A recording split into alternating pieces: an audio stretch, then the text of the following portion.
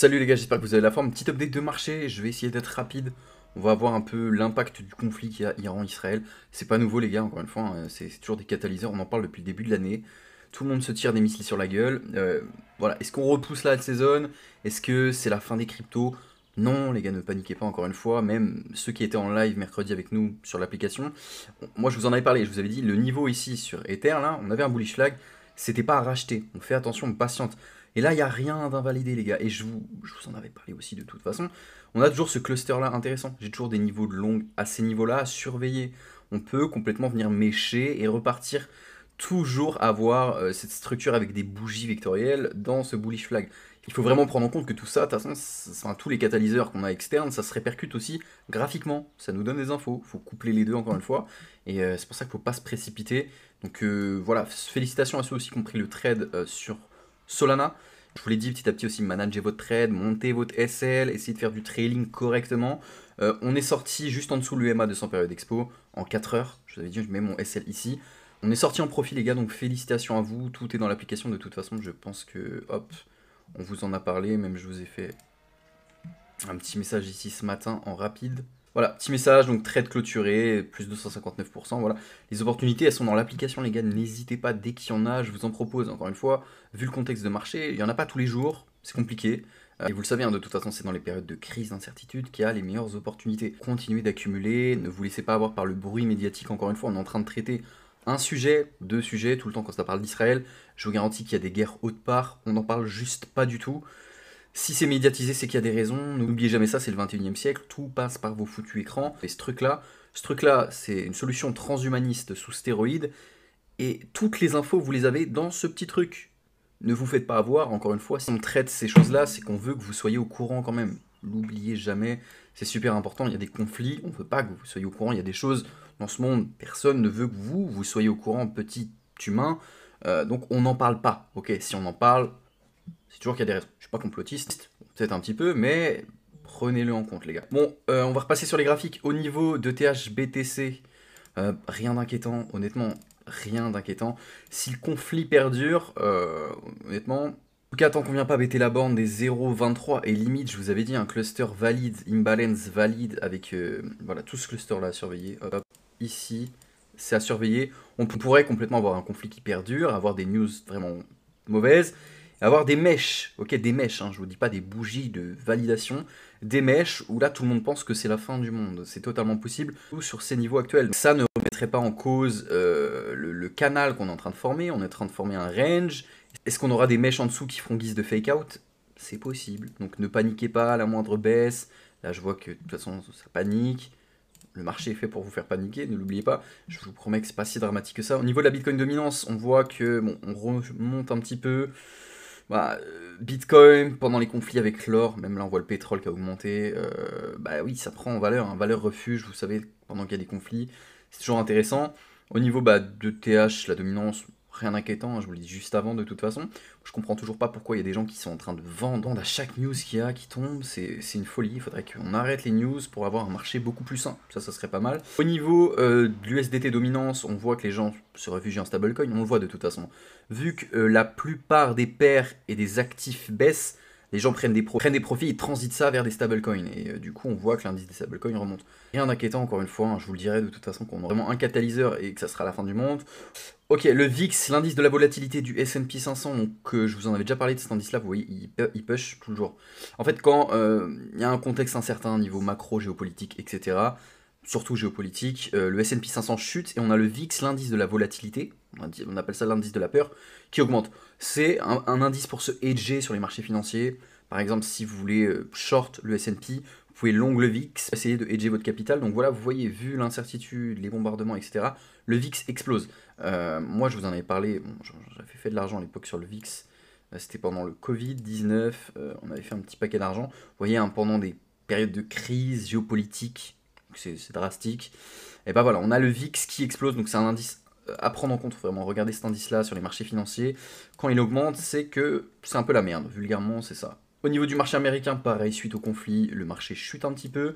On a les stocks mining qui tiennent plutôt bien, Coinbase qui se ramasse un peu, MicroStrategy, Tesla, vous voyez, bon, on va attendre l'ouverture à 15h30. Je pense que ça va pas être positif, je préfère vous le dire. Là, ça va vendre parce que les gens, psychologiquement, ils vendent quand il y a des catalyseurs. Sur l'or, on a TP. Bon, alors, ceux qui sont sur Instagram, vous avez vu les stories que j'ai postées. J'étais en long sur l'or, on avait un RR de 2,92. On est venu TP, je vous avais dit hier, je vais laisser tourner mon trade sur l'or. Suite au conflit géopolitique en Israël, on a TP très bien. Bon, il n'y a pas forcément d'éthique, c'est les marchés financiers. Vous faites de l'argent sur la guerre, sur la mort des gens. C'est ça, les marchés financiers, les gars. Et si vous êtes dedans, vous devez prendre en compte aussi que l'éthique, elle est quand même à mettre de côté à ce niveau-là. On peut faire de l'argent sur des conflits, sur des guerres, sur des morts. C'est ça la finance, les gars. C'est ça la finance. Et je sais qu'il y en a beaucoup qui ne prennent pas conscience de ça. Il faut le prendre en compte, hein. Tous ceux qui vous vendent le trading comme une solution miracle, n'oubliez pas derrière ce que ça coûte vraiment aussi. Je préfère faire de la prévention à ce niveau-là. Au niveau du pétrole, bon, le pétrole augmente, c'est cool. Vous voyez qu'on est revenu retouch pile la trendline qu'on avait, hein. Là, je suis en daily. On est venu rejeter. Vous voyez, on a une mèche. Pour l'instant, il n'y a pas de clôture. Tant qu'on va pas au-dessus, le pétrole, ça bougera pas. Donc, moi, j'ai pas de validation sur le fait que le conflit va pas s'apaiser. Pour moi, ça va s'apaiser.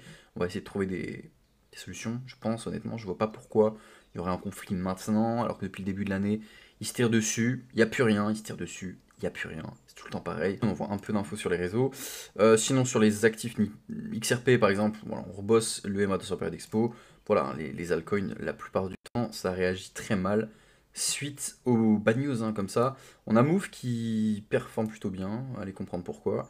On a Taobot qui est sur une polarité, c'est peut-être à jouer sur le MA 200 période expo en daily. Si vous voulez que je vous mette un setup, on attend la clôture. Je pense que ça va remonter de toute façon. Si on met un SL, on a une imbalance ici. Et on a les 0,00, 0,18 ici. Il y a peut-être un setup à prendre sur Taobot parce que je pense qu'on va rester sur la polarité, quoi qu'on me dise. C'est pas un conseil d'investissement, faites ce que vous voulez. Hyper liquide, ça maintient bien. H-bar, on retourne en zone OTE qui est complètement invalide, on peut la virer. Hop, si on est en train de rebosser en order block, vous voyez, il n'y a rien de transcendant, hein, de toute façon. Plume pareil. Plus je vous avais dit, les 0,09 à venir bosser, on va y aller. On va venir les chasser, les gars, je pense. Voilà. Ondo, j'ai racheté, je vous avais dit, hein, voilà, on rebreak, rien d'inquiétant.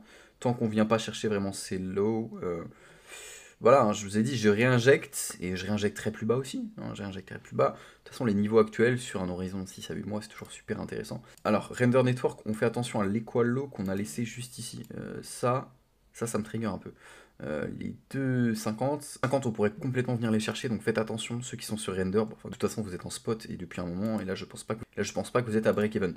Syrup qui maintient tout le temps sa dynamique, hein, c'est fou, hein. Encore une fois, on avait un gap entre la TVL et le market cap et on vous a dit que l'actif était sous-valorisé, on vous en avait parlé ici, hop, au 0,11. Bon, distribution, accumulation, je vous avais dit ici, il faut racheter les bornes bas, c'était intéressant, on est en x5 quasiment dessus. Bon, ça varie, mais on est toujours en x5. Un Moonbag qui tourne toujours sur Syrup. Félicitations, les gars. Sur Sui Network, on attend la polarité au niveau des 2,77. Ça bouge pas. Le scénario à racheter, ça sera celui-là. Je fais attention. Tout ça, les gars, je vous en avais parlé dans le live de mercredi avec Valentin dans l'application. Les liens sont dans la description. N'hésitez pas à nous rejoindre. Sur l'application, on vous fait des updates et on vous parle un peu ce qui se passe. C'est important. Et surtout, dans les lives, on vous donne beaucoup de data. Énormément, c'est gratuit, profitez-en vraiment, tout ce qu'on vous donne. Je vous avais dit, le marché, un peu flou quand même. Ça se rachète sur un horizon 6 à 8 mois, toujours pareil, mais on a des niveaux quand même de polarité et d'overlap beaucoup plus bas, donc c'est intéressant. RSR pareil, polarité intéressante, hein. Polarité intéressante, on revient sur des OB qui sont à la limite valide, point of control, creux au niveau du volume profile, il y a des choses à faire.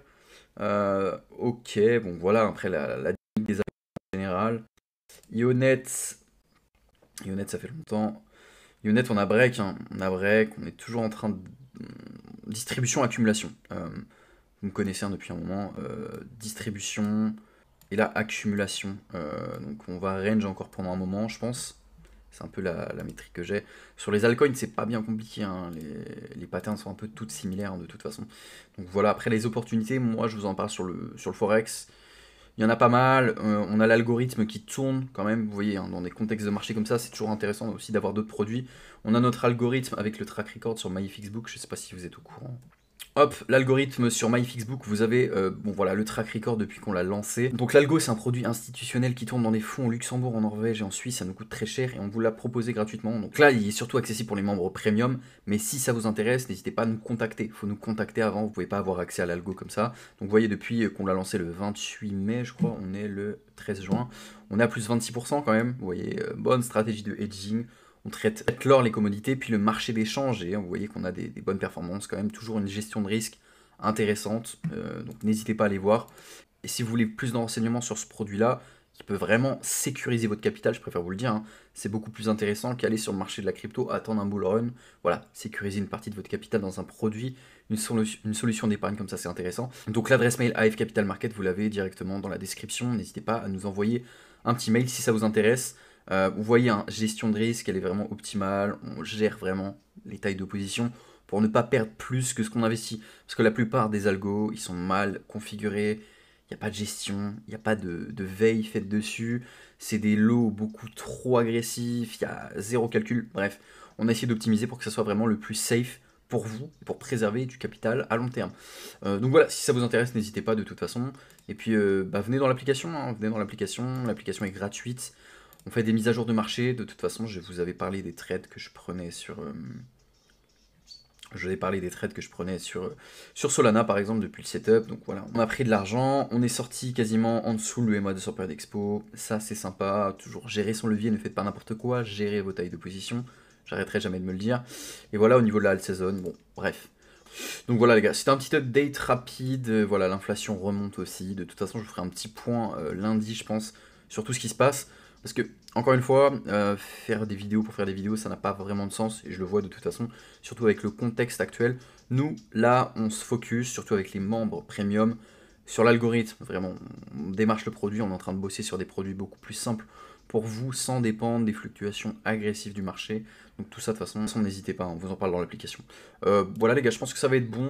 Si vous avez des questions, n'hésitez pas dans les commentaires. C'était une petite vidéo rapide, là j'ai pas pris trop de temps. C'est vraiment pour faire un petit topo et vous rassurer surtout. Et voilà, il n'y a pas de bear market, patientez, on a juste un petit retracement. C'est pas la fin du monde. Si c'est la fin du monde, je vous en parlerai, je vous dirai, ok dans l'application les gars, ça c'est la merde. Faut vraiment sortir son argent du marché. Et on n'est pas prêt. Là je pense qu'il faut plus acheter qu'autre chose. C'est mes convictions perso, je peux me tromper. Encore une fois, c'est pas un conseil d'investissement, faites ce que vous voulez. Bon les gars, je vous dis bon week-end, à lundi, et puis dimanche, vous avez une petite vidéo sur le projet Stargate des États-Unis, de Sam Altman, etc.